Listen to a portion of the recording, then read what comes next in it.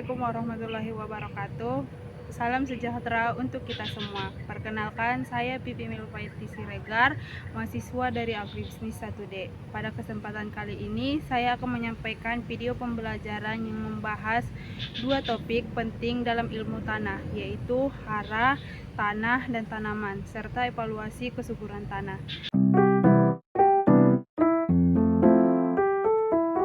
Di sini saya akan menjelaskan apa itu unsur hara. Unsur hara adalah senyawa kimia esensial yang dibutuhkan tanaman untuk menjalankan fungsi fisiologisnya, mulai dari pembelahan sel, fotosintesis, respirasi, hingga pembentukan buah. Tanpa hara, tanaman tidak dapat menyelesaikan siklus hidupnya dengan sempurna.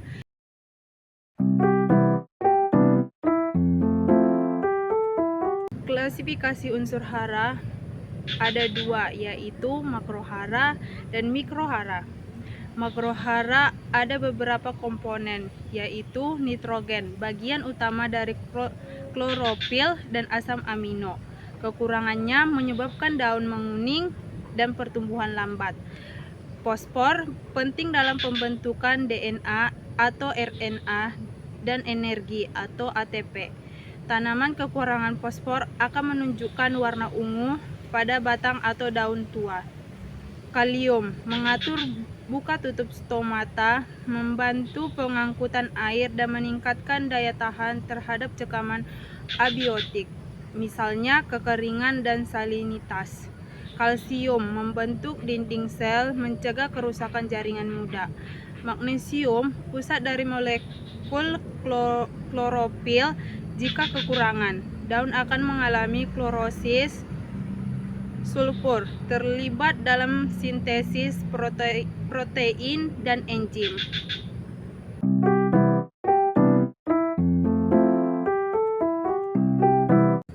Mikrohara terdiri dari beberapa komponen.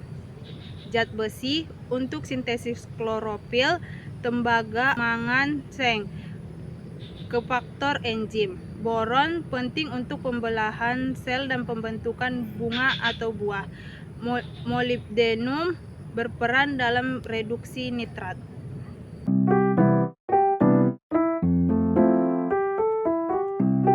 Selanjutnya, saya akan menjelaskan tentang tanah. Tanah adalah sistem kompleks yang terdiri dari komponen mineral, bahan organik, air, udara, dan organisme hidup. Fungsi tanah sebagai media tumbuh tanaman sangat ditentukan oleh ketersediaan hara, struktur, fisik, dan aktivitas biologi di dalamnya. Ada tiga fungsi ekologis tanah dalam penyediaan hara. 1. Penyimpan dan penyangga hara melalui kemampuan tanah menahan hara di permukaan partikel koloid tanah atau terutama lempung dan humus. Kedua, zona pertukaran ion. Ion hara dilepas ke larutan tanah kemudian diserap oleh akar.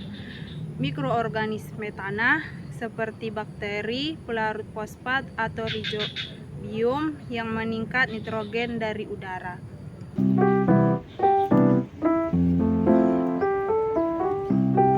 Selanjutnya, saya akan menjelaskan interaksi dinamis tanah, hara, dan tanaman. Ketersediaan unsur hara tidak hanya ditentukan oleh jumlahnya di dalam tanah, tetapi juga oleh beberapa faktor yang saling berkaitan, seperti pH tanah. pH tanah ada beberapa bagian, yaitu yang pertama, pH ideal berbeda tergantung jenis tanaman, namun umumnya di kisaran 5,5 sampai 7,0. Yang kedua, pH terlalu asam menyebabkan logam berat Al, Fe, Mn menjadi toksik dan fosfor mengendap. Yang ketiga, pH terlalu basah menyebabkan hara mikro seperti Fe, Mn, Jn tidak tersedia. Tekstur dan struktur tanah. Ada dua bagian, yaitu tanah liat mampu menahan hara lebih lama tapi aerasi rendah. Yang kedua, tanah pasir.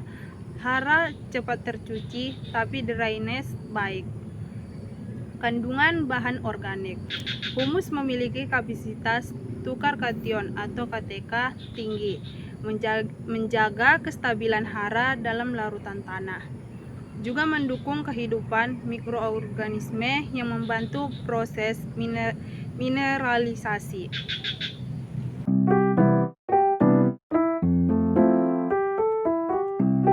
Selanjutnya, saya akan menjelaskan evaluasi kesuburan tanah. Apa itu kesuburan tanah?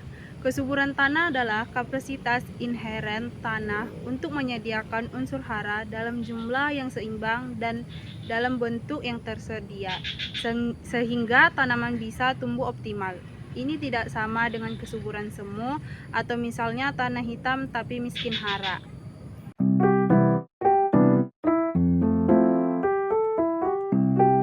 Indikator kesuburan tanah ada 5 bagian, yaitu pH tanah, kapasitas tukar kation atau KTK, kandungan C organik dan bahan organik, kandungan hara esensial, nitrogen, fosfor, kalium, dan lain-lain. Kehidupan mikroorganisme tanah. Metode evaluasi ada 3. Yang pertama, analisis laboratorium.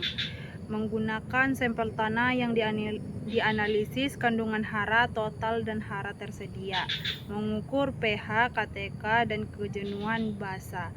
Hasil dapat dijadikan dasar rekomendasi pemupukan berbasis kebutuhan tanaman. Kedua, pengamatan visual. Ciri defisiensi hara tampak pada warna dan bentuk daun. Misalnya daun muda kuning sama dengan kekurangan Fe, daun tua kuning sama dengan kekurangan nitrogen. Ketiga, tes cepat di lapangan. Soil test kit untuk uji cepat pH, nitrogen, fosfor, kalium. Pemantauan langsung dari hasil pertumbuhan tanaman.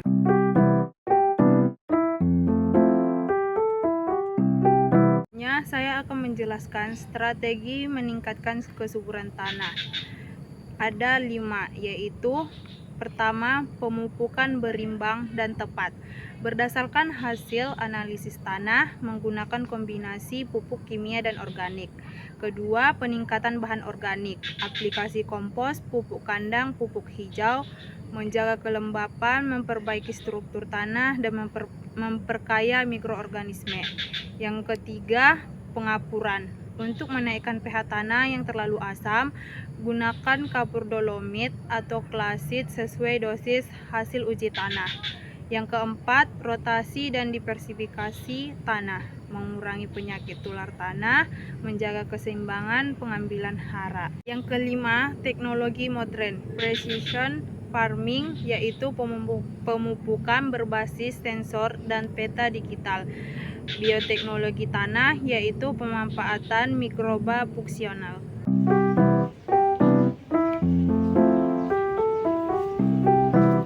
Kesimpulan dari hara, tanah, dan tanaman, evaluasi kesuburan tanah adalah dalam dunia pertanian modern, memahami keterkaitan antara tanah, hara, dan tanaman menjadi kunci produktivitas dan keberlanjutan. Tidak cukup hanya menanam dan menyiram, kita harus mengenali apa yang dibutuhkan tanaman, memahami apa yang tersedia di dalam tanah, dan mengevaluasi dengan metode ilmiah agar bisa melakukan intervensi yang tepat. Dengan kata lain, tanah bukan sekedar tempat berpijak, tetapi juga rumah bagi kehidupan tanaman. Menjaga kesuburan tanah berarti menjamin keberlangsungan pangan masa depan.